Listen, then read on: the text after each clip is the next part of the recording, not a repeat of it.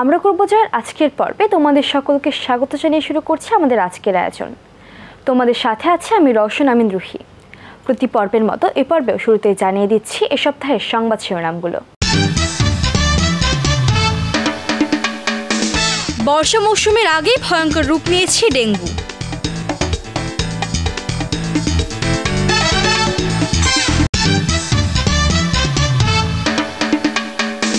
প্রাথমিক বিদ্যালয়ে চালু হচ্ছে অষ্টম শ্রেণী পর্যন্ত শিক্ষা কার্যক্রম।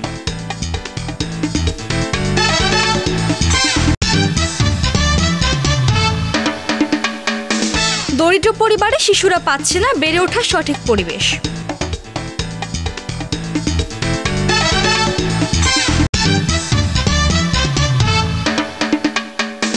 দেশে প্রাথমিক শিক্ষাক্ষেত্রে দেখা যাচ্ছে বৈষম্য।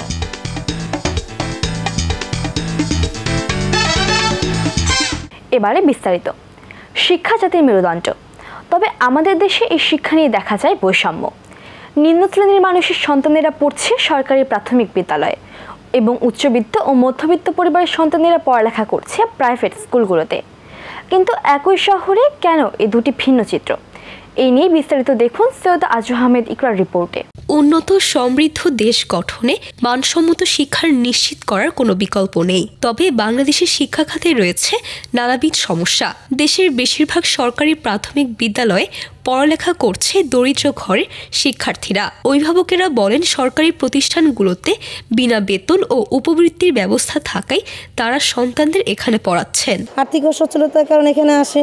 আবার পড়াশুনো এখন তো এখানে যারা টিচাররা আছে এই টিচার তো সবগুলো মাস্টার্স কমপ্লিট করেন, তারপরে এদেরকে আবার বিভিন্ন অনেক ট্রেনিং দেওয়া হয়, তারা অনেক কিছু জানে, বিভিন্ন কলা কৌশলের মাধ্যমে যে পড়াশোনাটা করাচ্ছে আমার কাছে ভালোই মনে হয়। অন্যদিকে ধনী শ্রেণীর শিশুরা এইসব প্রাথমিক বিদ্যালয়ে নেই বললেই চলে। শহরের উন্নত বিভিন্ন প্রাইভেট স্কুলে ছোটাছুটি করে এই শিশুদের বাবা মায়েরা। তাদের মতে সরকারি প্রাথমিক বিদ্যালয়গুলোর শিক্ষার মান ও পরিবেশ তাদের সন্তানদের জন্য উপযুক্ত নয়। সরকারি স্কুল ওইভাবে ভালো স্কুল তেমন একটা নেই, যাও আছে সেখানে যারা কাছাকাছি আছে তারা ভর্তি করাচ্ছে। তো আমার বাসা থেকে এই স্কুলটা কাছে এবং এটার কোয়ালিটি খুব ভালো, ঢাকা ইউনিভার্সিটির আন্ডারে, রেজাল্টও ভালো, সেই জন্য ভর্তি করিয়েছি। অ্যাকচুয়ালি এইখানে পড়ালেখার মানটা অনেক ভালো, আর আমরা বাচ্চাদের ক্ষেত্রে যে জিনিসটা ফার্স্ট টাইম খুঁজি সেটা হচ্ছে পরিবেশ, আর এখানে পরিবেশটাও খুব ভালো। আর অন্যান্য স্কুলগুলোতে দেখা যায় কি সব ক্যাটাগরির বাচ্চারা পড়ছে, সেখানে আসলে ভালো মন্দ সবটাই ডিপেন্ড করে, কিন্তু আমার বাচ্চাটা কী শিখবে সেটা আমি যেটা ডিসাইড করব সেটাই, এই জন্যে আমি আসলে প্রাইভেট স্কুলটা বেছে নিয়েছি। শিক্ষা কর্মকর্তাদের হিসাবে ঢাকায় ৩৪২টি সরকারি প্রাথমিক বিদ্যালয়ের মধ্যে মাঠ নেই ২৫২টিতে। বিশেষজ্ঞদের মতে সরকারি প্রতিষ্ঠানে যারা কর্মরত আছেন তাদের সন্তানদের সরকারি প্রতিষ্ঠানে পড়ানো বাধ্যতামূলক করা হলে সরকারি বিদ্যালয়ের মান বাড়ানোর উদ্যোগ দেখা যেতে পারে। আমরা সরকারি চাকরির জন্য অনেকে খুব আগ্রহী থাকে, গভর্নমেন্ট জব, কিন্তু গভর্নমেন্ট স্কুলে পড়াইতে চায় না, নিজের বাচ্চাকে পড়াতে যায় ওই যে প্রাইভেটে। ঠিক আছে, তো এখন এরকম একটা নীতিমালার বিভিন্ন থাকতে পারে যে যারা গভর্নমেন্ট ট্রেজারি থেকে বেতন ভাতা পাবে, যে তাদের বাচ্চাদেরকে নিকটবর্তী সরকারি স্কুলে পড়ানো লাগবে। তাহলে কি হতো, ওই গভর্নমেন্ট অফিসিয়াল খোঁজ রাখতো তার বাচ্চা পড়বে ওই স্কুলে, সুতরাং যাতে ওই স্কুলের পড়াশোনার পরিবেশ যাতে ভালো হয়, কোনো সমস্যা আছে কিনা, ফ্যান চলে কিনা, কারেন্ট আছে কিনা, ঠিক আছে, ইনফ্রাস্ট্রাকচার কেমন, খেলার মাঠ আছে কিনা, খোঁজখবর রাখতো।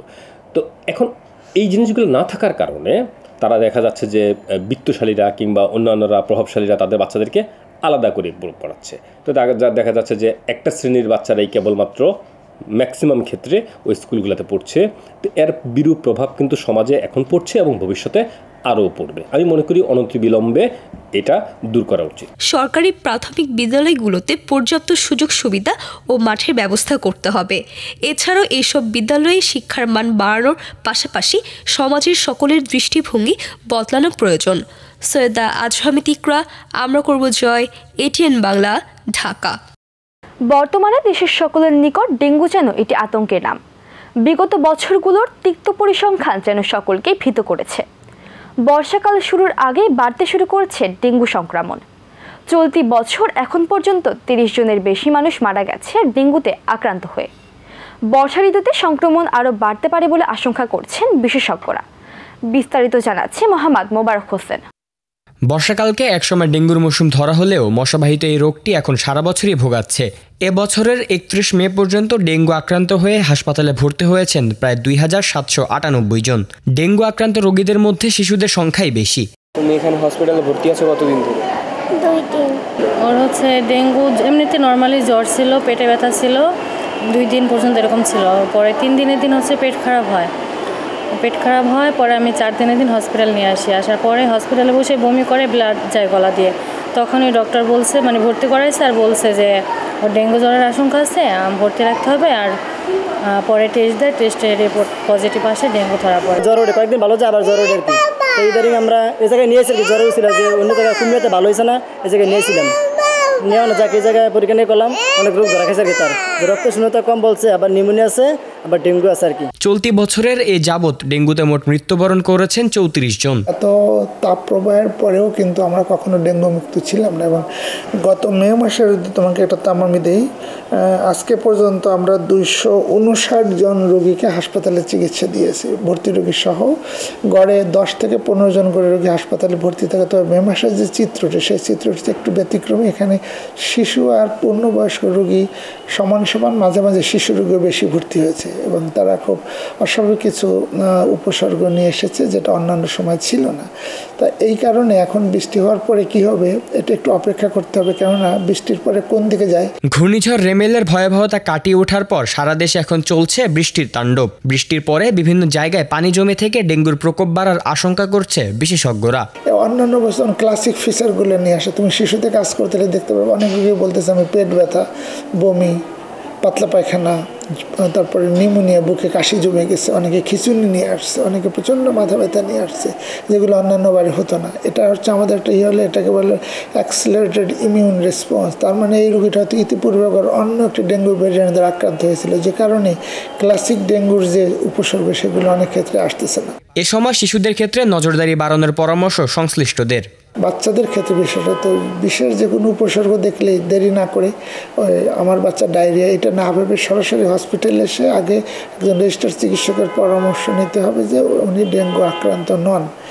কিছু নিয়ম মানতে হবে, যেমন গরমের পর ঢিলাঢালা পোশাক, যাতে শরীরটা ঢেকে রাখে, মশার কামড় থেকে বাঁচা যায়। আর এখন কিন্তু কামড়ানোর সময়টা কিন্তু নির্দিষ্ট নেই, অভিযোজনের ফলে ওদের চরিত্র বদলে গেছে। বাসায় যদি কোনো ডেঙ্গু রোগী থাকে তাকে অবশ্যই মশারিতে রাখতে হবে, অন্যান্য বাচ্চা বা শিশু যারা বা বৃদ্ধ তাদেরকে আলাদা মশারিতে রাখতে হবে, কেননা ডেঙ্গু মশা সবাইকে কামড়াবে। বাসাবাড়ির আশেপাশে থাকা ফুলের টব কিংবা রাস্তায় পড়ে থাকা ডাবের খোসা ও চিপসের প্যাকেটে যেন পানি জমে না থাকে, সেদিকে নজরদারি বাড়ানো গেলে রোগটি প্রতিরোধ করা সম্ভব।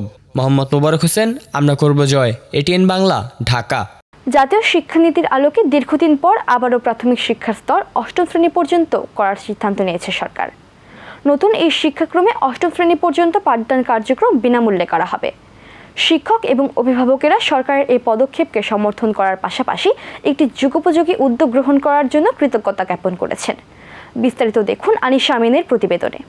বর্তমানে দেশের প্রাথমিক শিক্ষা 5ম শ্রেণী পর্যন্ত। 2010 সালে করা জাতীয় শিক্ষানীতিতে প্রাথমিক শিক্ষার স্তর 8ম শ্রেণী এবং মাধ্যমিক শিক্ষার স্তর দ্বাদশ শ্রেণী পর্যন্ত করার কথা বলা আছে। 6 বছর পর 2016 সালে প্রাথমিক শিক্ষাকে 8ম শ্রেণী পর্যন্ত করার ঘোষণা দিয়েছিল, কিন্তু সরকার তা বাস্তবায়ন করেনি। 2016-তে প্রথম পদক্ষেপটা নেওয়া হয় যে প্রাথমিক স্তর হবে 1ম থেকে 8ম শ্রেণী পর্যন্ত, কিন্তু সেটাও কিন্তু পাইলটিং পর্যায়ে সারা বাংলাদেশে সেটা সম্ভব হয়নি, কারণ বেশ কিছু জটিলতা ছিল। এখন সরকার এই বছরে এসে আবার নতুন করে এই পদক্ষেপটি নিয়েছে। এখন আমি একজন শিক্ষক হিসেবে এটাকে ইতিবাচক দৃষ্টিতে দেখি। দেশে বর্তমানে সরকারি ও বেসরকারি প্রাথমিক বিদ্যালয় 1,14,539টি, এর মধ্যে সরকারি 65,566টি।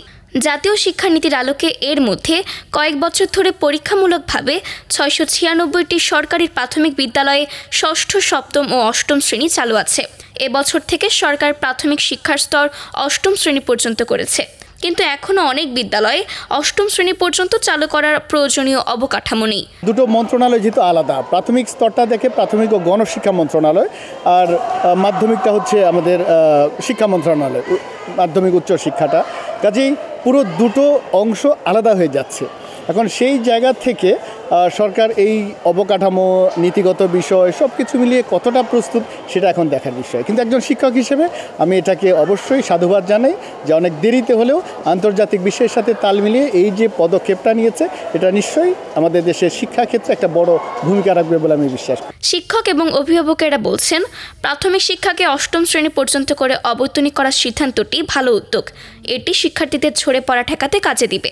প্রতিটা গ্রামে প্রাথমিক বিদ্যালয় আছে, কিন্তু অনেক গ্রামেই মাধ্যমিক বিদ্যালয় নাই। ফলে ছোট ছোট বাচ্চারা অনেক দূরে কষ্ট করে তারা মাধ্যমিক শিক্ষায় পড়াশোনা করার জন্য যেতে হয়। যদি প্রাথমিক বিদ্যালয়গুলোতে ৮ম শ্রেণী পর্যন্ত পড়াশোনা করার সুযোগ দেওয়া হয়, তাহলে শিক্ষার্থীরা বাড়ির কাছেই যে শিক্ষা প্রতিষ্ঠান আছে তারা ৮ম শ্রেণী পর্যন্ত পড়াশোনা করতে পারবে, এবং তারা যখন একটু বয়সে বড় হবে তারা দূরবর্তী শিক্ষা প্রতিষ্ঠানে গিয়ে মাধ্যমিক শিক্ষা অর্জন করতে পারবে। এতে করে শিক্ষার হার বেড়ে যাবে। আলহামদুলিল্লাহ একটা গুড ডিসিশন, বিকজ হচ্ছে বারবার স্কুল চেঞ্জ করাটা অনেক প্যারা দেয়। একটা বাচ্চা কোনো স্কুলে ক্লাস 3-তে পড়ে তাকে স্কুল শিফট করতে হয়, কখনো 5 পড়ে চেঞ্জ করতে হয়, 8 হলে আলহামদুলিল্লাহ ভালো। যদি এটা এসিসি করে দিই তো ইটস আরও বেটার হতো, কারণ বাচ্চাদের স্কুল চেঞ্জ করা লাগতো না। 8 পর্যন্ত একটা স্ট্যান্ডার্ড লেভেল পর্যন্ত বাচ্চারা অনেক কিছু শিখতে পারবে, সেটা বাধ্যতামূলক করা হলে সবার জন্যই ভালো হবে। আসলে বর্তমানে শিক্ষকের স্বল্পতা থাকলেও শিক্ষকের নিয়োগের কার্যক্রম অব্যাহত রয়েছে, ফলে শিক্ষক সংকট থাকবে না। জাতীয় শিক্ষানীতির আলোকে দীর্ঘদিন পর আবারও প্রাথমিক শিক্ষার স্তর ৮ম শ্রেণী পর্যন্ত করার সিদ্ধান্ত নিয়েছে সরকার। ৮ম শ্রেণী পর্যন্ত শিক্ষাকে ইতিবাচক দিক হিসেবে গ্রহণ করছে শিক্ষা সংশ্লিষ্ট ব্যক্তিরা। শিক্ষক এবং অভিভাবকেরা বলছেন, প্রাথমিক শিক্ষাকে ৮ম শ্রেণী পর্যন্ত করার অবৈতনিক সিদ্ধান্তটি একটি ভালো উদ্যোগ। আনিশা আমিন, আমরা করব জয়, এটিএন বাংলা, ঢাকা। সকল শিশুরই নিরাপদ ও সুস্থভাবে বেঁচে থাকার অধিকার রয়েছে, কিন্তু পারিবারিক অসচ্ছলতার কারণে নিম্ন আয়ের পরিবারের শিশুরা বঞ্চিত হচ্ছে এই অধিকার থেকে, যার ফলে এই শিশুরা ভুগছে নিরাপত্তাহীনতায়। বিশেষজ্ঞরা বলছেন, এইসব শিশুদের সুন্দর পরিবেশে ফিরিয়ে আনতে সমাজের প্রত্যেককে নিজ নিজ অবস্থান থেকে কার্যকর পদক্ষেপ নিতে হবে। বিস্তারিত দেখুন রায়ান বিন আশরাফ আলিফের রিপোর্টে। প্রতিটি শিশুর জন্মের পর তার সুন্দর পরিবেশ নিশ্চিত করা শিশুর মৌলিক অধিকারের মধ্যে পড়ে। তবে আমাদের দেশে অনেক পরিবারে স্বল্প টাকার কারণে তাদের সন্তানদের জন্য নিশ্চিত করতে পারছে না পরিবেশ। তারা বেড়ে উঠছে এই অস্বাস্থ্যকর পরিবেশে। বাচ্চাদের নিয়ে এখানে কেন থাকেন? কি করবো ভাই, ঘর বাড়ি নাই, ওই জন্য এখানে থাকি। এখানে থাকতে আপনাদের কষ্ট হয় না? কষ্ট হইলে তো করার কিছু নাই। এখানে থাকার ফলে তো বাচ্চাদের একটা স্বাস্থ্য ঝুঁকি আছে, তো এখানে থাকেন কেন? থাকি, ঠিকঠাক থাকতেছি ভাই। আমরা নদী বাড়ি ঘর ভাঙে গেছে গা, দাদা তুমি নদীর মধ্যে আমরা কী করে খাম, কই থাকুন না, আমরা আয় বসে চলে টাকা আপনাদের কষ্ট হয় না? কষ্ট হয়, ওই যে হুগে মেঘে ভিজি, বৃষ্টি বাউর হলে কাগজ ধরে বইতাই। পথে যে সকল শিশুরা বসবাস করে তারা বঞ্চিত হচ্ছে শিশুর মৌলিক অধিকার থেকে। পড়ালেখা করার ইচ্ছে থাকলেও দারিদ্রতার কারণে ধামাচাপা পড়ছে তাদের স্বপ্নগুলো। পড়ালেখা করো না। কেন, তোমার কি পড়ালেখা করতে ইচ্ছা করে না? ইচ্ছে তো করে। তোমার কি বাবা মা আছে? বাবা নেই, মা আছে প্রতিবন্ধী। পড়ালেখা করতে ইচ্ছা করে, যদি কেউ সাহায্য করতো, টাকা পয়সা দিয়ে আমার পড়ার চেষ্টা করতো, তাহলে আমরা পড়তাম। তোমার কি বাবা মা আছে? আমার বাপও আছে, মাও আছে। তোমার বাবা কি করে? আমার বাবা কিছু করে না। হ্যাঁ, আমার বাবা কোনো কিছু করে না। তাহলে মা কি করে? মা মাসের কাম কাজ করে যায়, যেই পয়সায় পা ওটি দিয়ে আমার পেট চলে। এমন পরিবেশে বেড়ে ওঠার ফলে শিশুরা নানা সমস্যার সম্মুখীন হবে, যা তাদের সুন্দর ভবিষ্যতের উপর প্রভাব ফেলতে পারে বলছে বিশেষজ্ঞরা। বিশুদ্ধ পানি খেতে পারে না, ঘুমাতে তার প্রবলেম, গাদাগাদি হয়ে থাকে, বিশেষ করে গরম সিজনে, বর্ষার সিজনে যখন একসাথে থাকে সংক্রামক রোগ হয় তাদের মধ্যে অনেক ধরনের। যে পরিবেশে থাকে দেখা যায় বড় ছোট সব একসাথে থাকে, অনেকে স্মোকিং করছে, এই যে ধোঁয়া বাচ্চাদেরকে সংক্রমিত করছে, বাচ্চার ফুসফুসে প্রবলেম তৈরি করছে। অধিকাংশ উঠতি বয়সে বাচ্চারা কিন্তু অ্যাডিকশানে আক্রান্ত, ড্রাগ এডিক্টেড হয়ে যায়। এটা একজনকে সংক্রমিত করে, প্রভাবিত করে। শিক্ষা থেকে তো বঞ্চিতই তারা বরাবরই। তারা 3 বেলা যে দুমুঠো খাবার খাবে সেটা থেকেও তারা বঞ্চিত, কারণ তারা আস্থানাটা হয়তো বস্তিতে হলেও অধিকাংশ টাইমই পার করছে কিন্তু রাস্তাঘাটে। প্রতিটি শিশুর সুন্দরভাবে বেড়ে ওঠার অধিকার আছে, তাদের প্রয়োজন একটি নিরাপদ পরিবেশের। বাংলাদেশের যে নাগরিক তারা আগামী দিনের ভবিষ্যৎ আমরা তাদেরকে কল্পনা করব যখন তারা লিস্টেড হবে, যে বাংলাদেশের কোন বস্তিতে বা রাস্তায় যারা আছে যৌথভাবে কতজন শিশু আছে, এই শিশুগুলো পিতৃমাতৃর যে পরিচয়, শিশুগুলো কোথা থেকে শহরগুলোতে এসেছে, কোথায় বাস করছে, তারা কি সুবিধা পাচ্ছে কি পাচ্ছে না, সেই শিশুদের জন্য কি কি চাহিদা আছে, কি কি রিস্কগুলো আছে, অ্যানালাইসিসের মাধ্যমে সুন্দরভাবে এদের আগামী ভবিষ্যৎ নিশ্চিতকরণের উদ্যোগ গ্রহণ করা, সরকারি দিক থেকে যদি প্রচেষ্টা নেওয়া হয় সেটা হবে অর্থপূর্ণ। সমাজে বিত্তবানরা এগিয়ে আসলে এই শিশুরা অন্য 8-10টি শিশুর মতো সুন্দর পরিবেশে বেড়ে উঠবে। প্রতিটি শিশু নিরাপদ ও স্বাস্থ্যকর পরিবেশে বেড়ে ওঠার অধিকার আছে, কিন্তু নিম্ন শ্রেণীর পেশার বেশিরভাগ পরিবারের শিশুরাই বঞ্চিত হচ্ছে এই সকল অধিকার থেকে। তারা ভুগছে নিরাপত্তাহীনতায়। এই সকল শিশুর নিরাপদ ও সুস্বাস্থ্যে বেঁচে থাকার জন্য ও সুন্দর পরিবেশ নিশ্চিত করার জন্য প্রয়োজন সর্বস্তরে মানুষের সচেতনতা, এমনটাই বলছেন বিশেষজ্ঞরা। রায়ান বিন আশরাফ আলিফ, আমরা করব জয়, এটিএন বাংলা, ঢাকা। গত রবিবার থেকে গাজা উপত্যকার রাফা শহরে ইসরায়েলি বাহিনী নিরীহ ফিলিস্তিনিদের উপর নির্মম বিমান হামলা চালায়। এই ঘটনায় প্রায় 45 জন নিহত হন। হতাহতের সংখ্যা আরও বেশি। এই ঘটনায় নড়ে চড়ে বসে পুরো বিশ্ববাসী। তীব্র নিন্দা ও প্রতিবাদ জানায় সকলে। বিস্তারিত দেখুন মোহাম্মদ মুবারক হোসেনের ডেস্ক রিপোর্টে। দীর্ঘদিন ধরে চলমান ইসরায়েল ফিলিস্তিন যুদ্ধ বন্ধে বিশ্বের সকল দেশই চিন্তা তদবির চালিয়ে যাচ্ছে বহুদিন ধরে। ইসরায়েল সেসবের পরোয়া না করে নিরীহ ফিলিস্তিনিদের উপর নৃশংস হামলা চালিয়ে যাচ্ছে। গত 7 মাসে ইসরায়েলি বাহিনীর হামলায় 35,272 জন নিহত হয়েছেন। নিহত মানুষদের অধিকাংশই শিশু ও নারী। এছাড়া আহত হয়েছেন 79,205 জনের বেশি মানুষ। গত সপ্তাহে আন্তর্জাতিক আদালত ইসরায়েলকে যুদ্ধবিরতির ঘোষণা দেয়। সেই রায় উপেক্ষা করে তার 2 দিন পরে গাজা উপত্যকার রাফায় বিমান হামলা চালায় ইসরায়েল। এই হামলায় অন্তত 45 জন নিহত হন। ইসরায়েলি হামলা বিশ্বজুড়ে সমালোচনার ঝড় তুলে। এই হামলায় রাফা শহরে আহাজারি চলছে। এরই প্রেক্ষিতে সামাজিক যোগাযোগ মাধ্যমগুলোতেও প্রতিবাদ এবং নিন্দার ঝড় দেখা যায়। অল আইজ অন রাফা লেখা একটি পোস্ট প্রায় 50 মিলিয়ন বার রিশেয়ার করা হয়। সাধারণ মানুষ থেকে সেলিব্রিটি বাদ যায়নি কেউ। তীব্র নিন্দা প্রকাশ করে সকলেই। মোহাম্মদ মুবারক হোসেন, আমরা করব জয়, এটিএন বাংলা। দেশের তরুণেরা কাজ করছে সারা বিশ্ব জুড়ে, তুলে ধরছে দেশের নাম। এমন একদল কিশোর ও তরুণদের দ্বারা পরিচালিত অলিম্পিয়াডে জিতেছে বাংলাদেশের কিশোরেরা। এই অর্জন নিয়ে বাংলাদেশের সন্তানেরা পাড়ি জমাচ্ছে ব্রাজিলের উদ্দেশ্যে। এ নিয়ে বিস্তারিত জানাচ্ছে সামিরা জাহান। বর্তমানের এই উন্নয়নশীল বাংলাদেশকে এগিয়ে নিতে তরুণ ও শিশু কিশোরদের অবদান লক্ষণীয়। নানাভাবে দেশকে তুলে ধরছে গোটা বিশ্বের সামনে।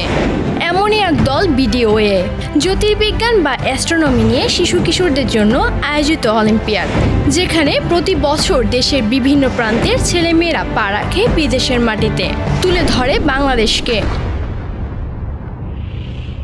লাবিব বিন আজাদ, একাদশ শ্রেণীর ছাত্র, জ্যোতির্বিজ্ঞানকে ভালোবেসেই অলিম্পিয়াডে যোগ দেওয়া।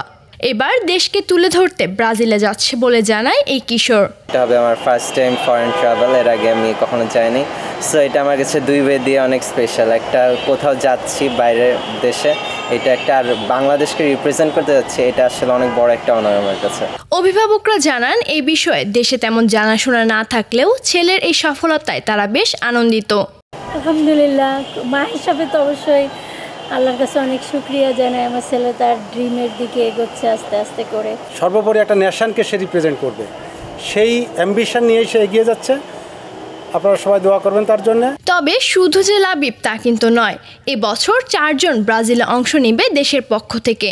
অ্যাস্ট্রোনমির সাথেই আমরা স্টার বা আকাশের চিন্তাভাবনাটা করি। তো ছোটোবেলার থেকে আমার আকাশের প্রতি, আকাশে যে তারা বা অন্যান্য অবজেক্টগুলো দেখি তার প্রতি আমার আগ্রহ ছিল।